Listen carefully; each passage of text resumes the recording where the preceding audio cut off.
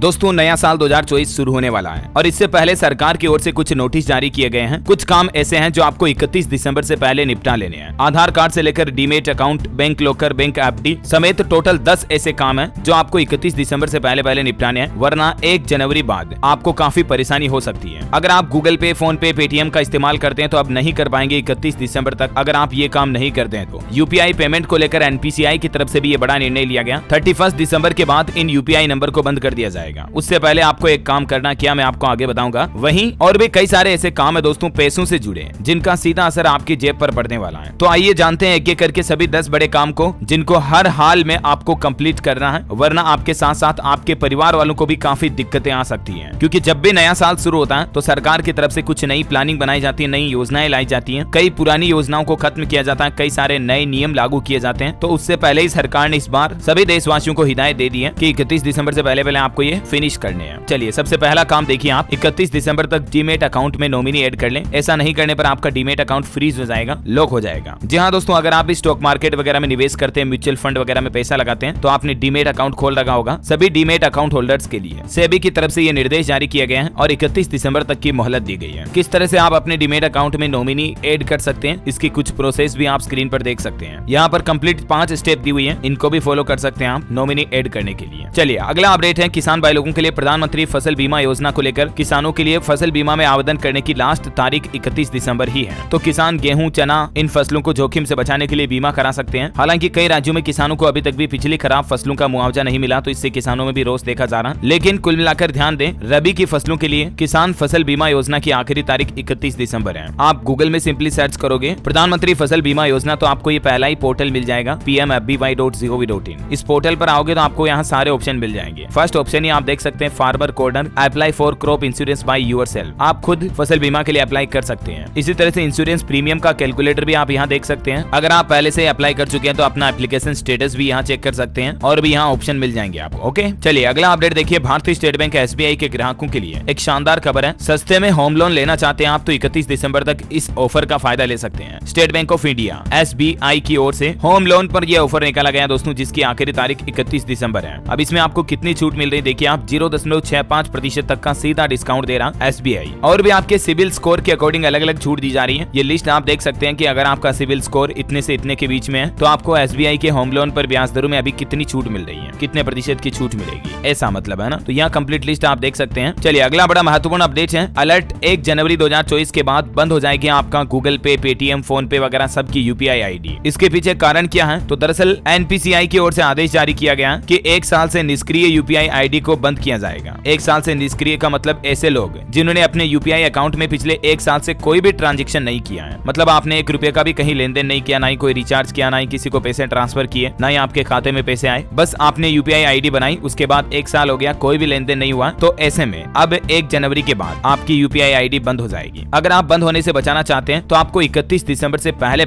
कुछ न कुछ ट्रांजैक्शन करना है। भले आप 1 रुपया किसी को भेज दीजिए या किसी को बोल दीजिए कि यार मेरे नंबर पर 1 रुपया डाल दो। 1 रुपया तो हर कोई दोस्त भी डाल देगा, इसमें कोई भारी बात नहीं है। तो इससे क्या होगा, फिर से आपको 1 साल तक की और छूट मिल जाएगी 2025 तक। वरना दोस्तों आपकी यूपीआई आईडी बंद हो जाएगी एक बार तो फिर चालू करने में काफी दिक्कतें आ सकती हैं। तो इसलिए 31 तारीख से पहले कोई भी छोटा बड़ा ट्रांजैक्शन जरूर कर लें। ओके, और दोस्तों बैंकिंग न्यूज से अगला बड़ा अपडेट है, जल्द ही बंद होने वाली ये 5 स्पेशल एफडी की स्कीम भी। कई सारे अलग अलग बैंकों की तरफ से दोस्तों स्पेशल एफडी स्कीम निकाली गई है, जिनकी लास्ट डेट भी 31 दिसंबर ही है। अभी इन एफडी पर आपको तगड़ा ब्याज मिल रहा है, क्योंकि ये नाम ही आप समझ पा रहे होंगे, स्पेशल एफडी स्कीम जो विशेष योजना के तहत ही निकाली गई है। देखिए आप किन किन बैंकों की ये स्कीम है। नंबर 1 एसबीआई की अमृत कलश स्कीम। इसमें अभी सीनियर सिटीजन को 7.5% से भी ज्यादा ब्याज मिल रहा है एफडी पर, लेकिन इसकी लास्ट डेडलाइन जो है 31 दिसंबर है। तब तक आप एसबीआई योनो ऐप के जरिए भी इस एफडी में निवेश कर सकते हैं या एसबीआई ब्रांच के जरिए भी फॉर्म भर सकते हैं। दूसरी स्कीम है दोस्तों आईडीबीआई बैंक की स्पेशल एफडी स्कीम। इसमें 2 अलग अलग टाइम पीरियड की एफडी स्कीम निकाली गई है, जिस पर आपको अधिकतम 7.60 और 7.75% तक ब्याज मिल रहा है और इसकी भी एफडी की लास्ट डेट 31 दिसंबर 2023 ही है। और तीसरा बैंक एक और एफडी पर ऑफर दे रहा है, इंडियन बैंक की स्पेशल एफडी स्कीम, जिस पर भी अधिकतम 7.75% और सीनियर सिटीजन के लिए तो 8% तक ब्याज ऑफर किया जा रहा है। और इंडियन बैंक की इस स्पेशल एफडी में भी आप 31 दिसंबर तक निवेश कर सकते हैं। ओके, और अगला अपडेट देखिए आप, स्टूडेंट छात्र छात्राओं के लिए खबर है, ऑनलाइन आवेदन 31 दिसंबर तक कर पाएंगे। राजस्थान बोर्ड के टॉप 20 परसेंटाइल की श्रेणी वाले छात्र इसके लिए आवेदन कर सकते हैं। राजस्थान में छात्रवृत्ति योजना के लिए कला, वाणिज्य, विज्ञान अलग अलग क्षेत्र के नियमित कॉलेज विद्यार्थी इस योजना के पात्र होंगे। राजस्थान राजस्थान बोर्ड के वो छात्र जो वर्ग में टॉप 20 परसेंटाइल की श्रेणी में आते हैं ना, वो सभी इसके लिए अप्लाई कर पाएंगे। तो ये छात्रवृत्ति के लिए ऑनलाइन फॉर्म 31 दिसंबर तक भरे जाएंगे। नेशनल स्कॉलरशिप पोर्टल NSP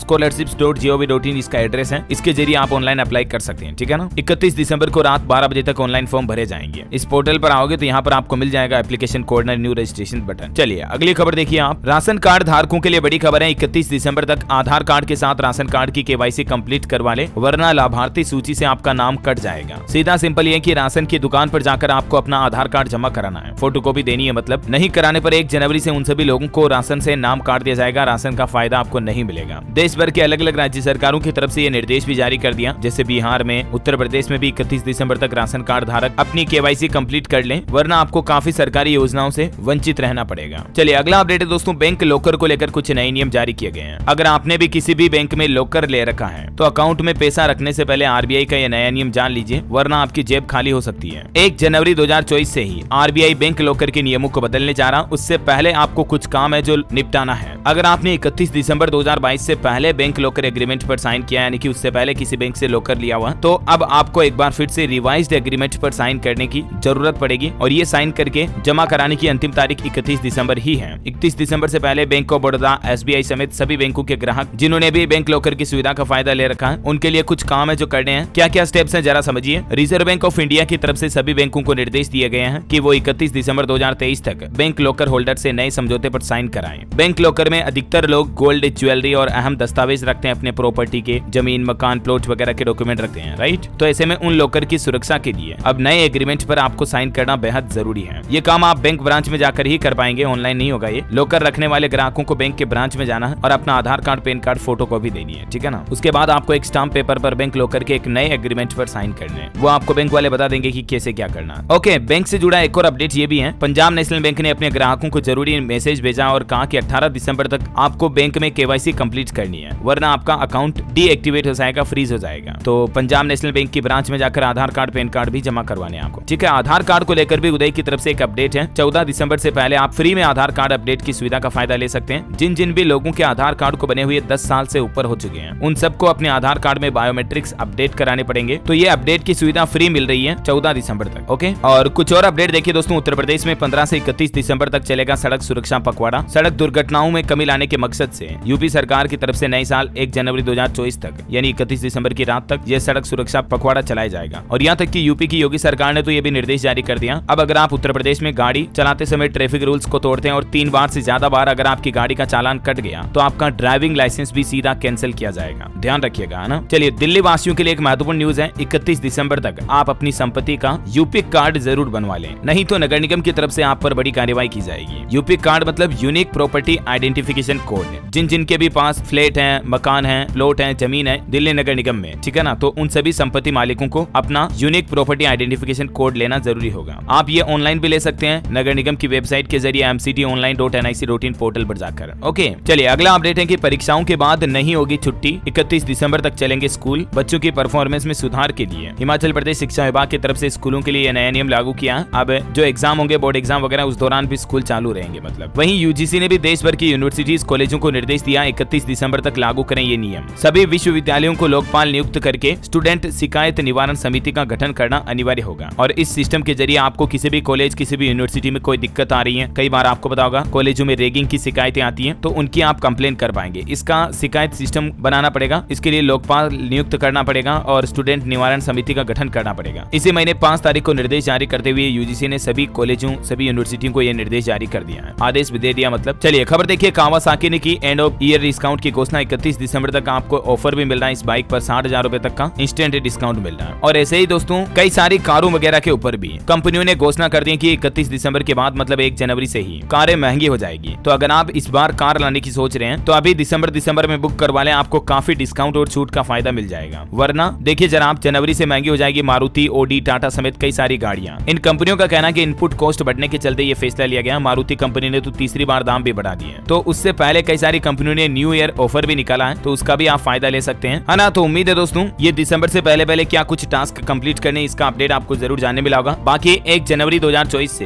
हमारे देश में कई सारे नए नियम भी लागू होने जा रहे हैं। उन सभी बड़े बदलावों की, न्यू रूल्स एंड रेगुलेशंस की लिस्ट में आपको अलग से DLS न्यूज चैनल पर बता दूंगा एक नए वीडियो में। तो बिल्कुल आप मेरे साथ जुड़े रहिएगा, चैनल को सब्सक्राइब करके बेल आइकन दबा दीजिए। इस वीडियो पर एक लाइक और शेयर भी जरूर कर दीजिएगा। जय हिंद, जय भारत, वंदे मातरम।